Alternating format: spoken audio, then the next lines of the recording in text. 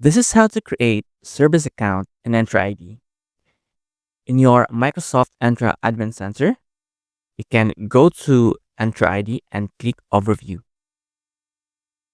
Then you can click Add, select User, and create New User.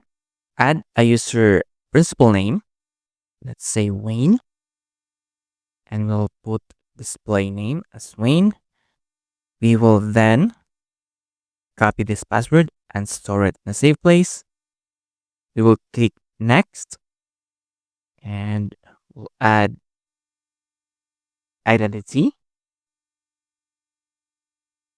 and you can add the user's job information as well as contact information, parental controls, and settings, and click Next. You can add role, select the role.